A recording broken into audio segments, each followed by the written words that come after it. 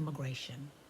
I support mass deportation, and I support the Trump administration, and I will support the Trump administration with mass deportation.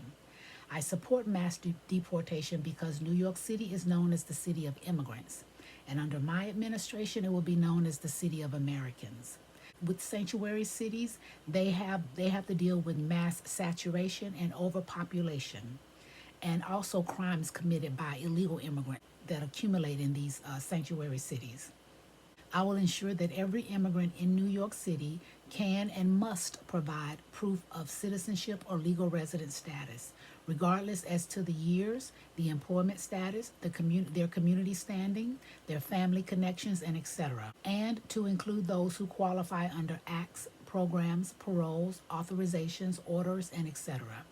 Migrants who were temporarily paroled into the United States under the CHNV, that's the Cuba, Haiti, Nicaragua, and Venezuela program, and they have to work a period of 1, 2, or 3 years or something like that, be relocated to other cities or towns in New York City, in the United States. The type of work and resources that they provide can be utilized in other cities and states across the United States. There are approximately 20,000 incorporated cities and towns in the United States of America. And there is no reason, in my opinion, why individuals that are paroled into this country or immigrants, illegal immigrants that come into this country should accumulate into select cities and towns in this country. It creates mass saturation and overpopulation.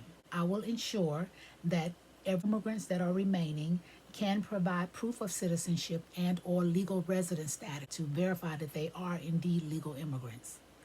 However, legal immigrants who have ever been convicted of a violent crime or a violent offense cannot remain in New York City, regardless as to the years gone past, their employment status, their community standing, their family connections, or etc. I will ensure every biological male legal immigrant between the ages of 18 and 65 has registered for the Selective Services or the draft.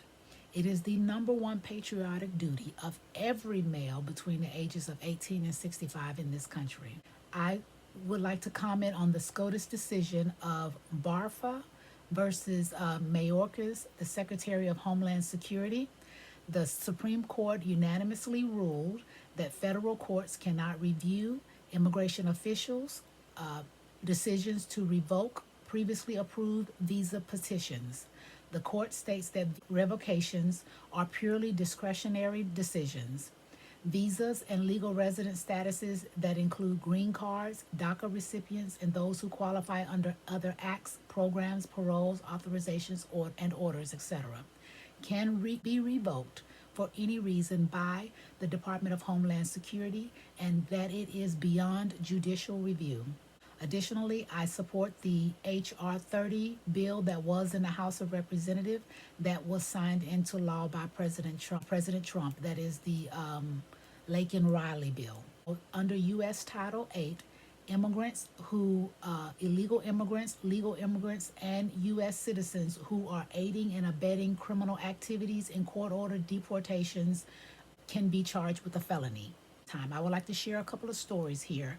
The lady who's in the next door apartment, she has a court-ordered deportation, and she has been permitted to remain in this country, and she is still here. The law states that if they have a court-ordered deportation, they must be removed, that they are illegal immigrants and that they must be removed.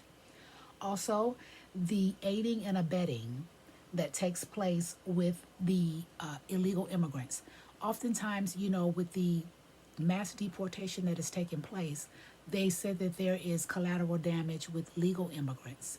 Oftentimes, illegal immigrants who commit crimes or violent offenses, they gather and they seek support from those who are legal immigrants. And the legal immigrants, not all of them, but some of them, will engage in aiding and abetting.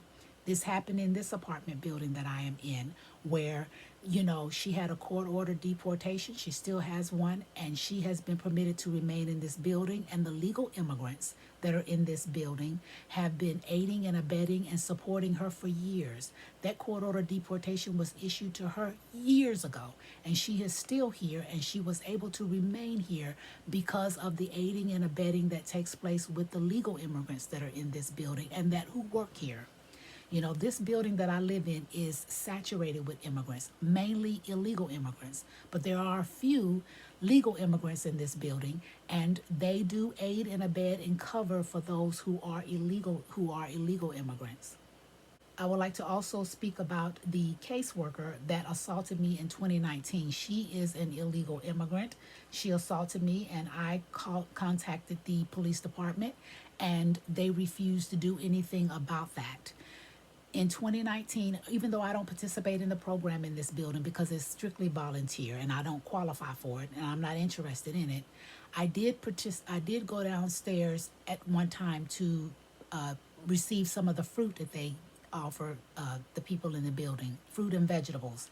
And one day I chose to, go down there and partake in some of the leftover fruit that they may have. And when I did, I was speaking to one caseworker who was telling me that I can grab some of the fruit. She said, just go ahead on and grab it. And this caseworker came down from the other end of the table. She came down and she grabbed my hand just as I grabbed my arm, just as I was reaching for the fruit. And I pulled my arm back and I said, that is assault. You assaulted me. She said, you're supposed to let me do it. However, the caseworker that was in front of me told me to get it myself. And I ignored her and I continued to reach for the fruit because she told me to, the caseworker in front of me, and she attempted to grab my arms again.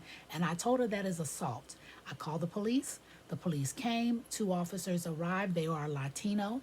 They arrived and they refused to look at the footage that showed where she assaulted me and where she tried to grab me again. This time she tried to grab me with both hands, try to grab both of my arms.